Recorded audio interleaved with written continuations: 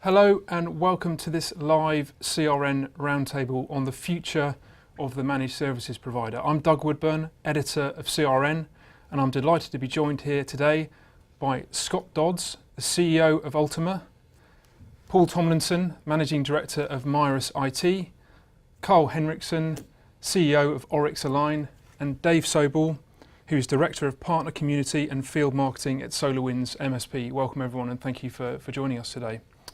Now, it's said that MSPs are facing their first major identity crisis as the price they can charge per seat for the core services they offer starts to tumble.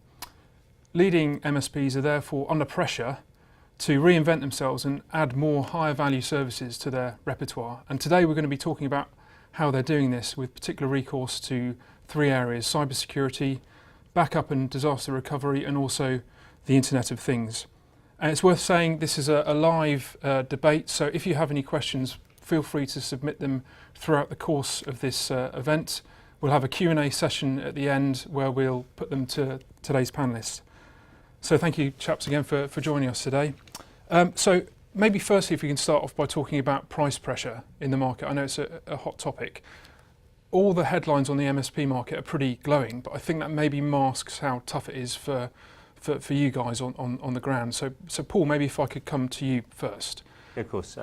We spoke about this briefly a few weeks ago, and I think we're seeing over the last 4 years probably a 5% reduction in the price per seat that we're actually able to achieve with our customers. It's one of those things that I think we've just had to accept when we're competing against other businesses for a piece of business. What we tend to find is we're up against at least two other providers at the table. It really does come down to price. Whilst we try and sell the value of a service and identify that we provide a different service, with some customers, it's all about the cost at the end of the day. So we've accepted the fact that we've dropped 5% in price, but rather than actually drop 5% in profit, what we focused on is actually making ourselves more efficient. So that's benefited us as an organisation and also the customer as well. So we focused on reducing the number of tickets that we're having to process for customers by being more proactive, by making sure that we actually resolve those issues for them. But yeah, we're absolutely seeing a push to reduce the price. And I think some of that comes from lots of new players in the market as well. People are coming in. It's very easy to become an MSP now. And when you become an MSP with no overheads, you can charge as little as you want and try and take that business from the existing players. We've got two other MSPs. Is that a picture that you recognise, Carl, yourself there? Yeah, I think very much agree with what kind of Paul's been saying, is that there are a lot more players around the table now, but it is a really case of trying to differentiate yourself, but not so far out that you become the odd one out, if you know what I mean. So what we tend to do very much kind of maintain and hold the line in terms of our pricing, and just say, look, we're delivering a critical business value service. And that does come at a cost ultimately, So, but again, like Paul, I agree, trying to retain the profitability within the account in terms of how you deliver the services by, making sure you've got the right tools, the techniques, the platforms to help you deliver that managed service, absolutely key. And then retaining that client in a services partnership. That client will come to you for all of their tech, So that's again, it is a long-term play, So it's not a short-sighted partnership at all. And if you do it correctly, you can afford to maybe give away that kind of 5% from the start and reclaim that throughout the partnership with the customer.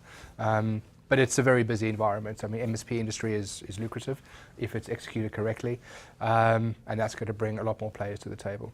And Scott, you were nodding your head there, and I think you've been in charge of Ultima for a couple of years. So has pricing pressure become more intense during your time? Yeah, it's always there. It never stops. I think this concept of value is an interesting one. I mean, as Paul said, I think the innovation that we can apply to our clients and our customers is the key.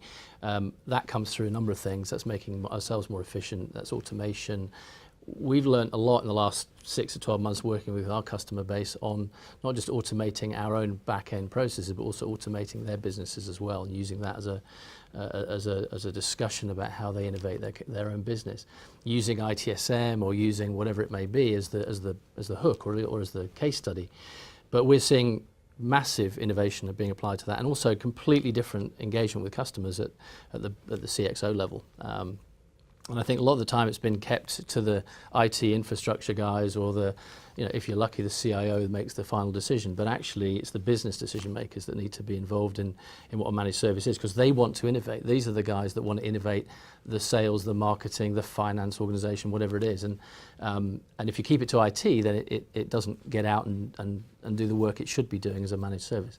So I think that concept of value is a really interesting one, and I think that's something that we spend a lot. I like the analogy about healthcare. We should spending our time working on diet and fitness and health, not working on emergency rooms where it's all too late and it's at the last minute. I think it's being proactive, as Paul said, and getting out in front of what these customers need in this new disruptive world. And Dave, as a vendor, you've got a great view of the MSP market, working with thousands of MSPs. I bet you've got some great data. So what are you seeing at a kind of macro level of price pressure? Well, I always start the conversation by saying the good news is that margin is being maintained. That no matter what we're seeing from an end user price perspective, that best in class MSPs are continuing to maintain good profit margin, and the breakdown is pretty consistent. There is real price pressure in the market, either from the fact that cloud providers are now delivering some services at very posted prices that are becoming commodity. We all know what email costs now. We know what antivirus costs now. But the good news is that there's a number of MSPs that are adding so much additional value that they're able to maintain that premium price point. There's going to be fluctuations within that in terms of their ability to sell and ability to close. Your own local geography will factor in differently, because different markets have different price points. But the good news is that profit is being maintained. The trick is to continue to add high value services and continue to add new value year over year as you work with a customer. Sure, and maybe if we just break down to some of those three areas, so cybersecurity, backup and recovery, and IoT. If we take cybersecurity first, as an MSP with WannaCry, and all the other big events we've had this year, how do you make sure that you're getting your fair share of growth in that sector? And if either of you guys actually changed your unit business this year to try and capitalise on that market? From our perspective, what we've done is, being at the forefront of the kind of technologies that are out there, is really embracing those technologies to try and help mitigate that for our clients. We would sooner look to be proactive and remediate and deal with it, as opposed to having to pick up the pieces after an attack or something like that. So what we tend to do is wrap it on into a managed service offering, finding the right vendors to work with the right products and services, doing our research over there, and wrapping it up into a managed service. So it's quite easy for the client to consume, and it's a relatively easy, bit of a no-brainer sale for the sales team to go out and say, look, there is your traditional perimeter security, but there's layers now which we have to layer on, transact that as a managed service ultimately, and get the clients on board. But cybersecurity, huge issue within the industry. Everyone's pretty alerted to that. A simple user has to pick up the newspaper and just see what's kind of going on. But it has to be at the forefront of any communication and strategy with the customer, I think. Yeah, and there's a few options there. You could rebrand yourself as a managed security services provider, MSSP. You could even build your own SOC, which we're seeing some companies doing. So, Scott, what's your approach to looking at that as well. That plays back to the point I was making about automation. Some of the customer engagements we've had, particularly on the back of WannaCry and a few others in the healthcare sector particularly. But what we've looked at is how you respond quicker than humans do. And so there's this concept of responding at machine speed rather than waiting for a bunch of people to react and then do something. So that plays to automation as well. And actually that's having a lot of traction. The concept of a virtual CISO, or it's a nice concept in reality, because exactly as Carl said, there are hundreds of different ways of protecting and managing. It's a really challenging area, I think, but as long as you can be very prescriptive about how the automation works and how you can manage the response to that and what humans do on top of it, to make sensible judgments on how to react after the initial impact, then you get some really good conversations. So this SOC concept is a challenging one, but it's real, and there's a lot of companies looking for that now. But you've got to be very, very clear what you do. You can't cover everything. Nobody's 100% secure. what your SLAs in that world is a whole different discussion. Great. And Paul, I know that Maris, you've actually changed your approach to cybersecurity this year, if that's correct. Yeah, so within our standard managed service contract, we've actually now included a particular piece of scripting that will block file shares if an infection does occur. So that's helped us to control those type of infections if they do occur. Thankfully, we didn't have any WannaCry related ones because we're very focused on the patch management side of things. But yeah, we've introduced a security as a service solution. We've introduced a new service that monitors the dark web for people's credentials when they're potentially on there.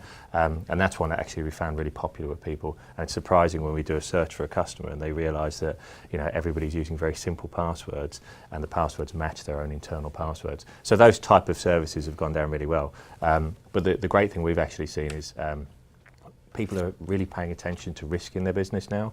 And actually, whilst we're being pushed on price on the traditional managed service, people are now starting to think about cybersecurity as a real issue.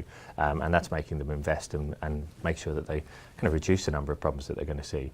So we've got a service where we put people through Cyber Essentials. It's the new government framework on cybersecurity, and that's going really well for us. And it's given our customers a lot more confidence about, you know, their position when it comes to sort of cyber attacks and things like that. So it's created a big opportunity for us, an opportunity that maybe we wouldn't like to capitalise on because it's not something that's necessarily adding value to the customer's business. You know, we'd rather they're making investments in things that generate more income for them as a business and things like that. But, you know, ultimately now it's seen as a risk and they just need to protect the business that they're in. So. Sure, and Dave, as a vendor, what do you think next generation MSP should be doing on the cybersecurity front? Well, I think it's almost now rather than next generation.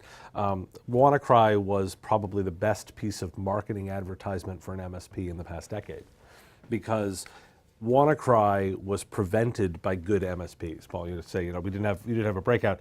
That's what you're delivering. That's the value that an MSP delivers, and the number of MSPs that were able to stand up after WannaCry and say, nope, we were not affected.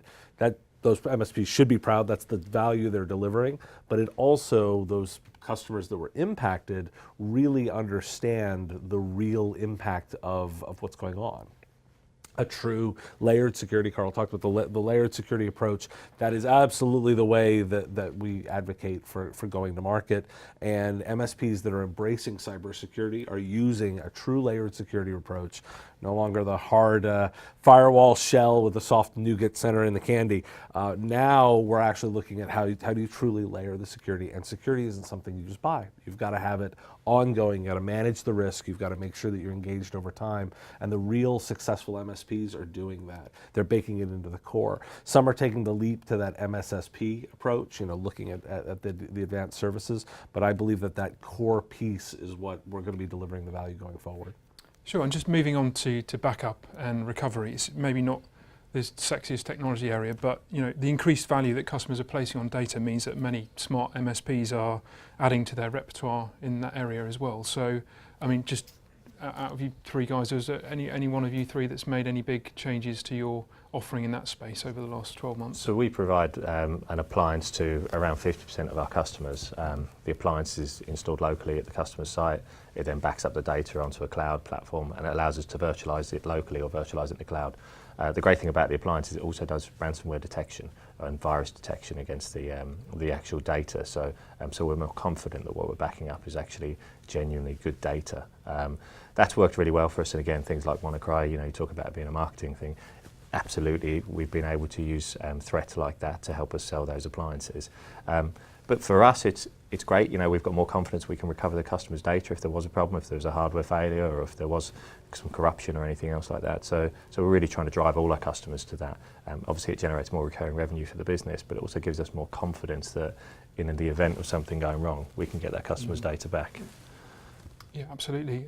So Scott, yeah, I mean, exactly the same. But I think we would almost reverse the conversation, look at ourselves about how we manage our own business. I mean, one of the things we've been using this mantra of modernise, mobilise, mechanise, and humanise, and those in those different areas, we've been working at how we modernise our own infrastructure and our own systems, particularly around things like SolarWinds and other types of technologies that will enable us to build out these capabilities. But the mobile bit, or the mobilise bit of the company is us moving more and more to SaaS and cloud-based DR for ourselves. When you've got a 24/7, 365 centre as we all have, you know, if that goes down or the access to that building is restricted, then you're losing the capability to support the customers.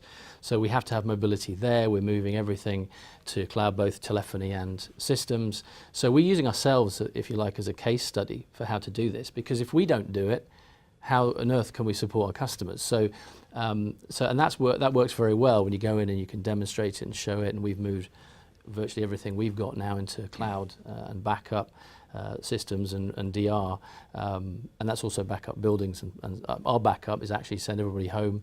They have access from a SaaS perspective to everything and to all the existing systems, and then they can keep going. So we have to demonstrate that as an MSP as much as we have to demonstrate how the tech helps the customer. And I think that's probably part of the credibility statement of how we all get our business, is if we can't do it ourselves and we can't demonstrate it, we have a problem. Right. And Carl, what's the best way to retain margins in backup and recovery right now? Again, I think putting a managed services wrap across that, you know, you can protect your margins without a doubt. The vendors out there have, I think, done a great job in making sure their products and solutions are, you know, quite forward thinking, you know, compared to, you know, 5-6 years ago when the technologists just weren't there to support an efficient backup product for a client or for a portfolio of clients. So working with the right vendors is key. Transacting it as a managed service is key as well. But to pick up on what Scott was saying, you know, we tend to do a very similar thing with making sure that we are resilient. You know, we work from our data centers. We have multiple data centers throughout the UK. You know, we're replicating data in between the whole time, and we kind of test ourselves. But again, the plan is you send people home, or you go to one of the DCs, and that's where you kind of pick up your service desk again. You know, so but you know, it's still something which does, you know, managing a portfolio of backups for, you know, hundreds of clients. It is still time consuming, without a doubt. You know, no matter how much technology and automation you've embraced, you know, you still need, you know, bums on seats on a service desk, you know, normally, you know, in the kind of graveyard shifts of our 24/7 knock, who are monitoring backups and making sure the failures are being addressed and escalated correctly. So I don't think there's a kind of a magic silver bullet to say, you know, all the backups for all of our clients are automated the whole time, they'll always be successful. You know, so, you know, focus does need to be on client backups. Ultimately, sure. You know, we don't tend to have to do many restores, touch wood, but you know, there will come a time where we need to, and we do make sure those backups are solid. Great. And Dave, what are your top tips for MSPs in this area? Our thinking right now is that backup needs to be ubiquitous. Everyone focuses very heavily on server and infrastructure work, and we've invested very heavily in making sure that backup is something that is everywhere. You know, anyone, even those that were affected by something like WannaCry or any of the malware attacks, you can always get your data back, but ultimately that's the one thing that none of us as vendors or solution providers can help a customer with is if we don't have the data, there's nothing we can do. We actually recently launched our backup documents product because we wanted backup to be viewed the same way as antivirus. It goes everywhere. So the idea was to make sure that we could back up in an automated, simple fashion, even on the desktop, just roll it out everywhere and make sure everything is covered. Disaster recovery is the other piece of that. That's but not just the restores of data, but also helping customers through with the planning perspective. Make sure that they do know what the plans is. The good news is that you can often link, as several of the solution providers have mentioned here, is you can link a DR plan, can also be done with mobile work plan, making sure that people can work anywhere and be productive on the road, from home. You know, you can combine those two initiatives and get a lot of efficiency out of it. Excellent. And just moving on to the Internet of Things. So if you look at the Gartner stats, I think they're saying there's 8.4 billion connected things that will be in use globally this year, and that compares to a PC install base globally of I think about 900 million. So that gives you an idea of the potential opportunity for how MSPs could expand in that area, but it's at the same time it's quite fresh and a lot of clients just aren't ready. So I'd be quite keen to get maybe Scott your feelings on the IoT opportunity for MSPs. Yeah, it's definitely huge, but we're all scrubbing around working out where to aim. I think the reality is we're all IoT providers. If we're doing remote management, remote monitoring, it's just sensors on servers and other infrastructure, and we've been doing it for years, extending it out to cars and, you know, I don't know, engines and whatever else it might be. I think the key for us particularly is been investing in this backbone of technology. So the key areas, you've got the technology, you're able to manage the input of that data, that kind of massive input of big data and how you analyze it and report back on it, that actually does play to automation as well, to be honest. You can't manually do millions of different inputs and different sensor alerts all the time, so you have to be able to automate that, manage it, and provide a service and solution on the back of it. We're seeing a lot of our customers thinking about this and looking at it in a much wider angle now to say, how do we bring IoT into our thinking? We again have to demonstrate that we have the capability from an MSP perspective to manage that, whatever it may be. Right now they're kind of small, relatively small pilot activities. Security is a huge issue with IoT. Most of the devices or the sensors or whatever have virtually no security play whatsoever on them, so that wraps into our infrastructure management, how we do that. So there's no doubt it's a massive opportunity. I think everyone has to walk carefully in this space before, because it's very easy to get tripped up. But I think it's a natural extension of what we do. It's just a scale issue, and that's a systems and automation piece on top of what we already do, I think. And Dave, can you quantify the IoT opportunity for MSPs right now? Yeah, I mean, it is massive. There's so many devices. It's being measured in the billions when we look at it from an analyst perspective. I'm incredibly bullish on IoT and what it means for solution providers. And I really want people to focus less on the devices and more on the systems integration that comes around it. It's very much the classic early days of computing, particularly when you think about a cloud client-server world, when there was lots of integration, lots of setup. This is what IoT is. People tend to get hung up on the naming. It's one of the worst trended names we've come up with as an industry in a while. And they also tend to focus on the consumer gimmicky things. Smart refrigerators are a lot of fun to make fun of. I'm the first one to say. But smart refrigerators are actually really interesting in certain commercial settings. Think about it in a hospital for managing blood and storage of critical, biological stuff. You need to make sure that you're monitoring temperature very precisely. How about in restaurants?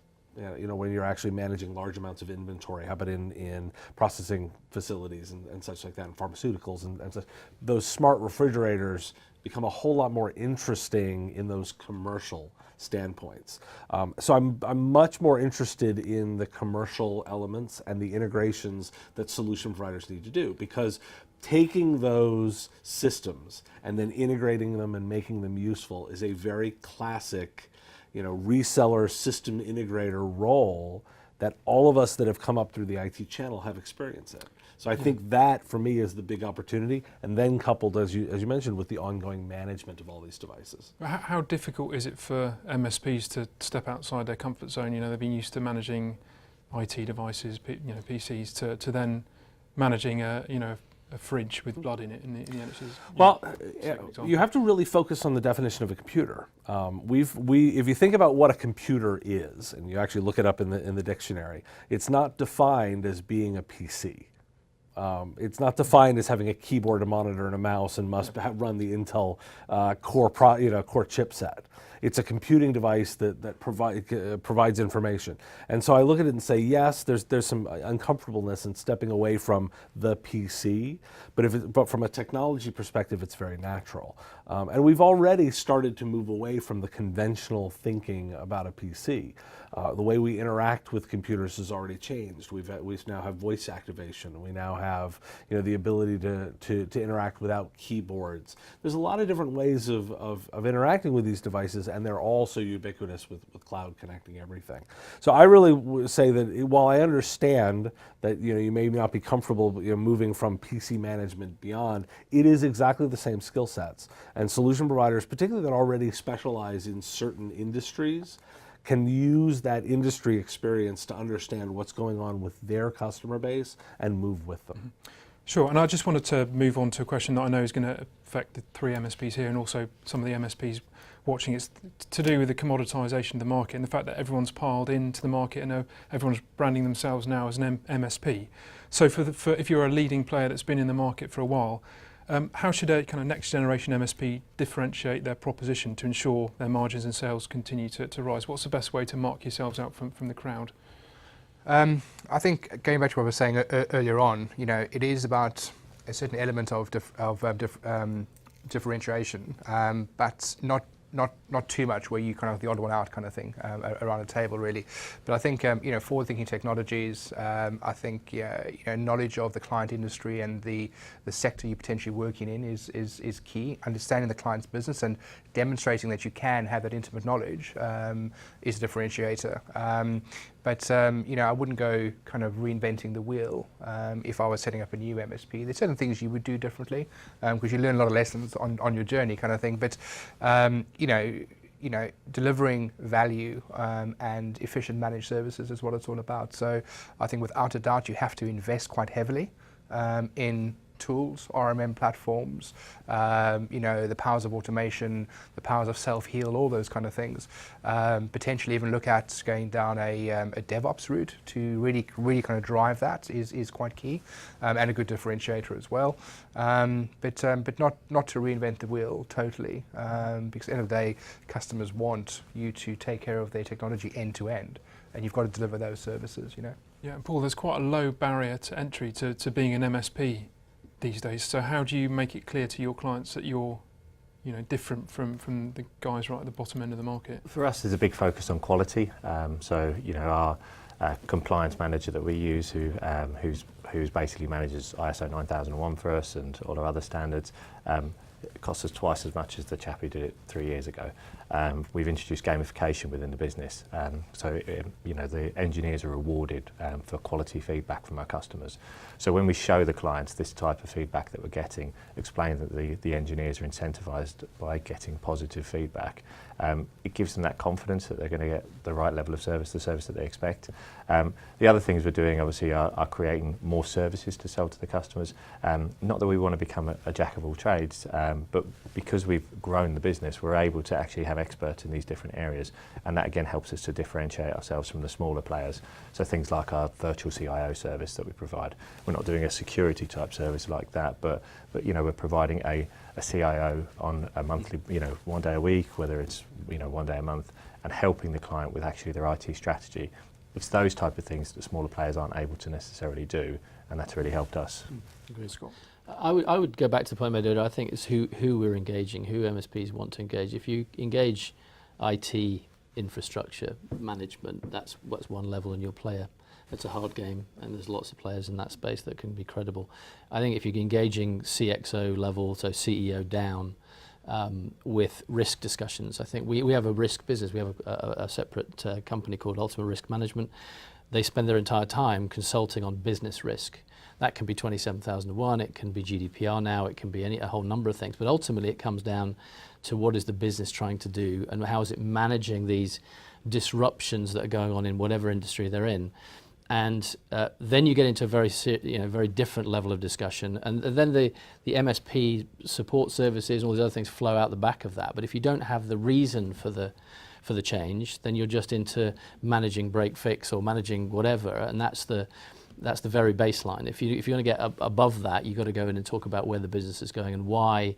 Technology now is not a separate discussion. Technology is everybody's business at some level. And so if you're not dealing with the CXO suite or wherever that may be in whatever size company, you're not dealing with the discussions on where the business strategy is, and that's a problem that you're going to have to manage. And then so how do you add value to something that doesn't understand your value? If you don't have that level of interaction, then they won't even begin to understand the services you can offer or your ability to manage the disruptive flows around these companies, which is going to get louder and faster and faster. Sure, and David, what would be your tip for an MSP to differentiate the proposition, maybe on their website or when they're talking to clients? How do they get the message across at their... It's about the business focus. It's about being focused on helping them as a business analyst versus helping them on technology delivery.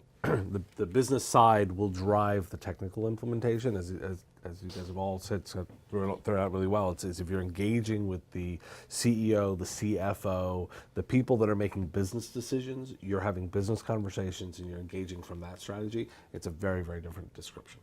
Sure, okay. And just one final question on pricing. I know there's been various comments in the past that UK MSPs, particularly in comparison to US MSPs, are undercharging for their services and undervaluing themselves. So maybe, Dave, if I could start off with you, because I know you've got a view on this as a vendor looking across all your MSP partners. Do you feel that's true? And what should UK MSPs be doing if it is true? As a gross generalization statement, yes, I would agree with the statement. There are always, on any bell curve, there are always people that are high performers and those that are the laggards in the market. And we do, and so every market has that. The UK market, as well as the US market, as well as across Europe. We see that distribution of pricing. There is it's definitely, I can see it anecdotally when I talk to UK partners, that they tend to underprice sooner. There are a lot of potential reasons why they're as profitable, by the way, or even more profitable than some of their US colleagues. And I think you can examine that in terms of a couple of different ways. You should be looking at your sales execution, ability to sell, the way that you're delivering the message, the value you place on the sales organization. That can be a driving factor, your engagement from a marketing perspective and understanding what you're delivering. And then additionally, engaging ongoing. And making sure that your customers understand that value so that you can continue to push back. Tend to be some of the biggest tricks to help fight that. Sure, Carl. I know you've done some interesting experiments around pricing recently. So what's working for you guys at the moment? I think reputation as a good forward-thinking MSP delivering consistent quality of services has a direct impact on pricing and what you can kind of charge. I don't think I probably disagree with Dave slightly, but the stats are the stats. I don't think the UK is massively undercharging. I think we are driven by the competitive landscape out there. We don't pitch at being the most affordable at all in terms of our services. But really, it's kind of delivering what you say you're going to do, and I think word of mouth spreads. Reputation gets around pretty quickly in our industry, and if you are consistently underperforming, you can't really justify the charges you want to charge. So, but there are various pricing strategies that different MSPs employ. Per user, per device, blend of, et cetera, et cetera. We use a mixed bag, a hybrid of that kind of thing, and it's a case of really making sure you are pitching to the right person, something which Scott was saying in terms of understanding the value of your services. But I think we will continue to fight a price war. I think to a certain extent, commoditization is not such a bad thing at the end of the day, and it's a case of just making sure that you are running a very profitable business and maintaining your margin. Excellent. And Paul, do you have any thoughts on that? Yeah, we've operated a user-based billing model for the last probably 14 years. We've always billed on users, which now with everyone buying SaaS applications works really well because they just expect to get an additional cost per month when they get their Office 365 license. They'll also get an additional bill from us for managed services. That model works really well, and I think whilst we're not achieving the number we'd like to achieve, we're achieving a number we're relatively happy with. We're making a reasonable profit. I'd rather focus on maintaining the business that we've got rather than trying to push existing customers up too much. We have toyed with the idea of becoming more focused on a particular vertical market. We think that if we were more focused on a vertical, we might be able to achieve a higher number per user by doing that. But then we're also reducing our potential opportunities. So we've decided to stay very much as a generalist provider, looking after any sector really, and that's working for us at the moment. So I would like to see us drive the number up, but unless the entire industry agrees to do that, it's not going to happen. So. And finally, Scott, have you got any innovations? Yeah, I agree with all above. I think at the end of the day, it's a skills and ROI discussion. It's what are they buying? They're buying skills to innovate their business. They're buying things they can't do themselves. If they were able to do themselves, they would do it, right? So that's the point. It's funny, we've had interesting discussions with customers, in the last few months about you're not actually developing our business fast enough, therefore we're not buying enough from you, right? So that's reversing the conversation. They're saying, why are you not selling more consulting to us?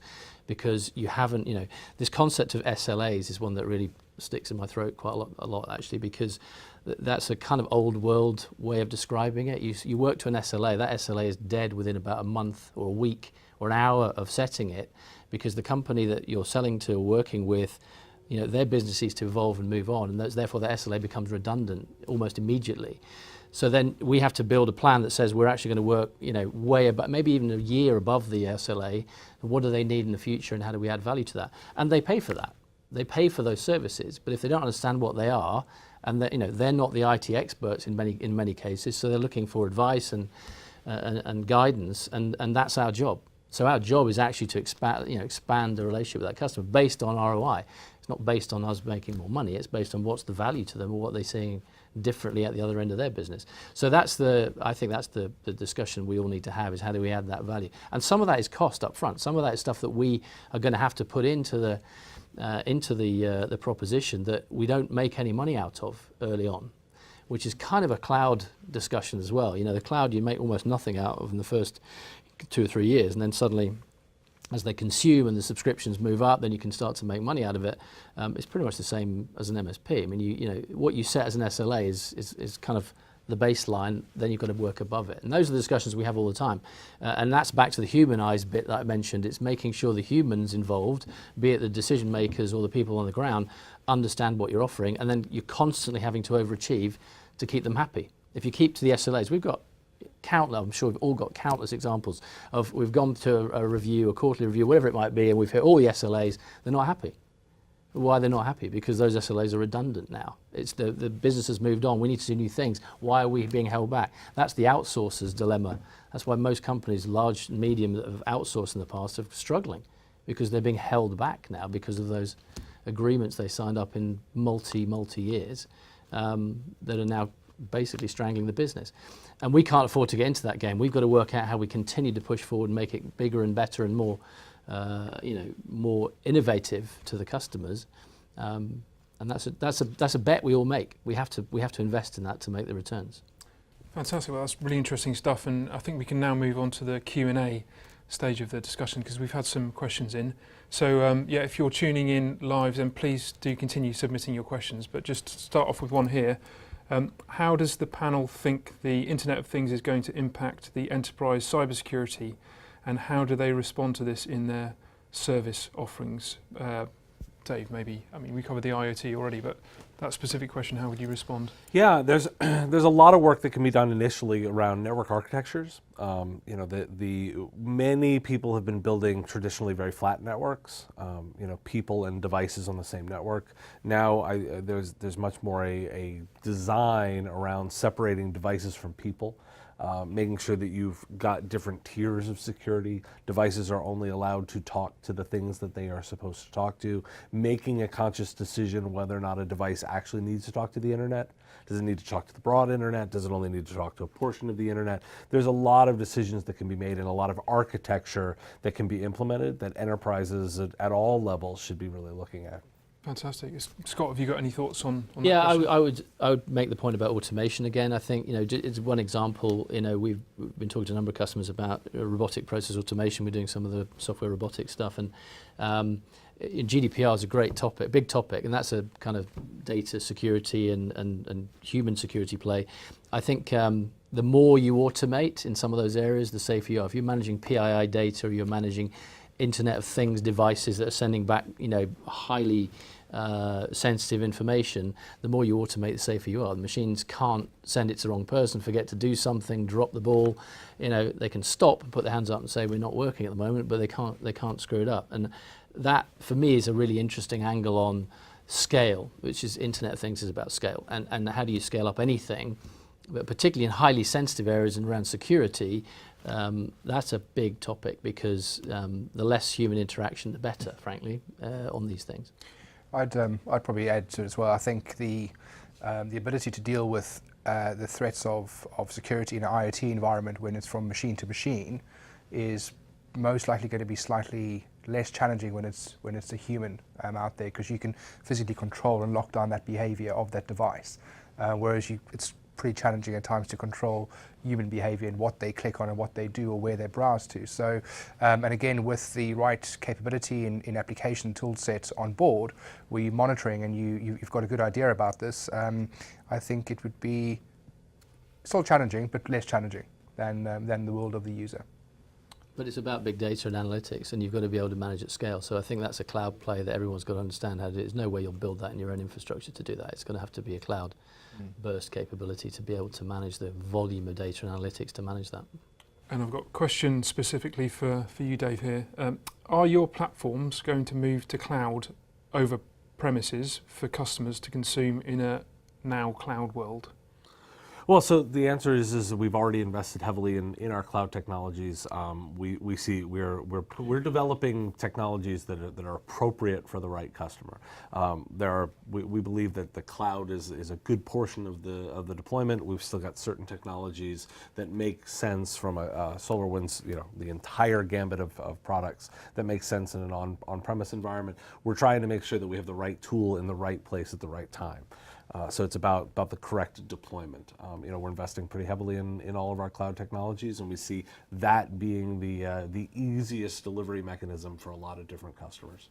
Sure, and somebody's made the comment here, I think, but maybe when we were talking about the cybersecurity aspect, that really cybersecurity should be an automatic part of your offerings, or clients should see it that way. And they've said the security layers should be like the electricity. The service should not be offered without it. If you want to look after our crown jewels, then protection of them is part of that service. Everyone has some compliance requirements. So that, just a comment in from Agreed. We used to have a separate security practice. It's now in everything. There is no separate security practice. It's a part of the fabric of everything that we do. So yeah. Yeah, and it's a matter of the right level, because you're delivering, so everybody needs some level of security. It's just a matter of what the engagement looks like and how you're supposed to tailor that to that particular customer's needs. That's a good thing, because that's that business discussion that we were having earlier about engaging, and having that business conversation. But understanding the requirements, then delivering what they need, the security piece should just be part of that. I think also that some customers just aren't prepared to pay for that type of thing. They'd rather tolerate the risk. So if you are in that situation where you want to win that piece of business, you've got to say, well, can I provide all of these extra services within that monthly fee? And sometimes you can't. Right. So yeah, absolutely, we'd provide a minimal level of security. We'd look at best practice, but there's another level that we could take a client to, and they need to pay accordingly for that. So. Yeah, and just a question here on market conditions. So again, Dave, you might be interested in putting this one to you as someone who travels the world and international amount of business. So when you look at the UK market, just how sickly is the UK right now? Do you see optimism there in terms of market conditions? I do see optimism in terms of market conditions. There is obviously a lot of uncertainty in the market here right now, particularly when you look at compliance and regulation uncertainty. I mean, I think that's the number one area.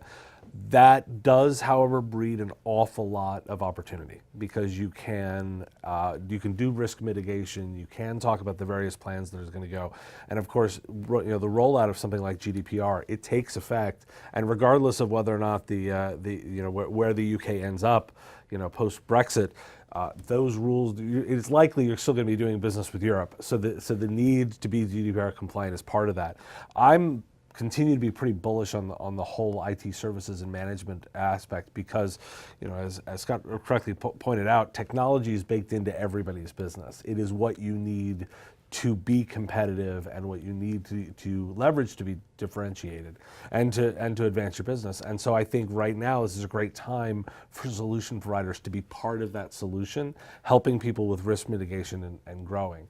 While I think we've pulled out of some of the complete uncertainty that was last year, and businesses realizing that sort of uncertainty is the new norm, and they're getting back to business spending again and growing.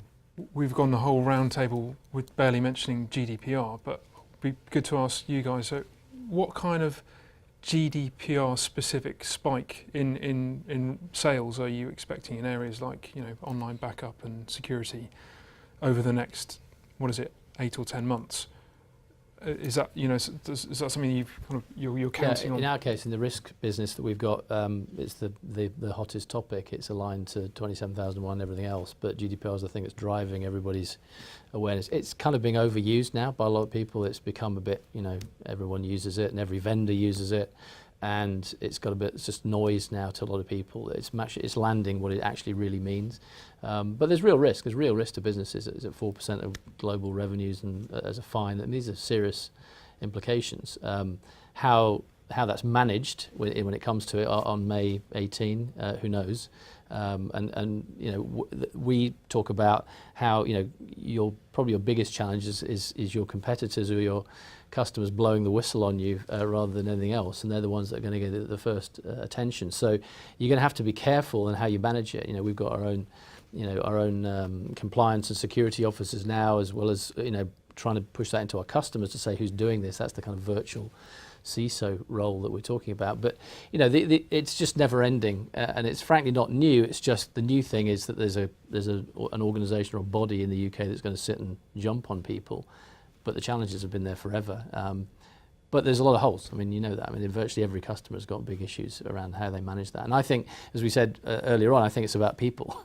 I mean, I do the human element to managing data security and data risk. And we even talk about how our people, we have a clean desk policy in the company now, just because we lock away everything. We worry about paper lying on printers, so it's now on-demand printing.